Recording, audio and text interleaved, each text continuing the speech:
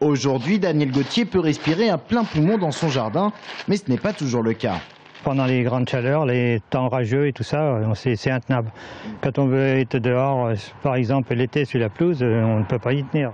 La raison de ce désagrément olfactif, c'est la présence toute proche, à moins de 100 mètres, d'une station d'épuration, celle du village de Courcelles de Touraine. Une station inaugurée en 1999. Problème, entre-temps, la population du village a cru.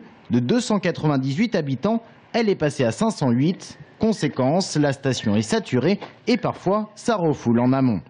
Ici, nous avons le branchement du doute à l'égout qui a refoulé 2 fois déjà depuis 3 ans. Donc la matière fécale ressortait sur la pelouse. Ce problème sanitaire, Daniel Gauthier s'en plaint depuis 2005. Mais comme rien n'a changé, il a décidé d'attaquer la commune au tribunal administratif.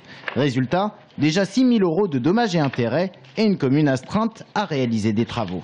Le préfet était au courant, tout était au courant, mais ça ne passait rien du tout. Donc pour faire bouger, il fallait saisir le tribunal. Le combat de ce jeune retraité a été relayé par son fils, conseiller municipal d'opposition et également riverain de la station d'épuration. Lorsque celle-ci est saturée, elle rejette dans la nature les matières organiques.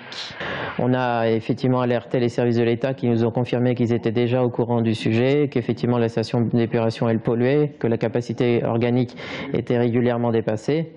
Et malgré tout, ils n'ont jamais daigné intéressant de s'occuper du sujet et de traiter le problème et de demander au maire de réaliser les travaux. À la mairie, on reconnaît ne pas avoir anticipé l'arrivée de nouveaux habitants, mais on indique que le problème va être rapidement résolu. La construction d'une nouvelle station est lancée. Le maire a trouvé les fonds pour la financer. Pour avoir les financements, il faut en faire la demande, il faut avoir l'acceptation, et ça a demandé un certain temps, c'est-à-dire 2 ans, pour avoir les financements de la part du Conseil général et de l'Agence de l'eau. Le financement de cette station se terminait cette année. Donc en bonne gestion, bon père de famille, je crois qu'on commence à investir que quand on a fini de payer les investissements précédents. La nouvelle station d'épuration doit être mise en service en mars 2013, dans quelques mois, au même endroit que l'existante. Coût de l'opération, 300 000 € environ, dont 50% pris en charge par la commune.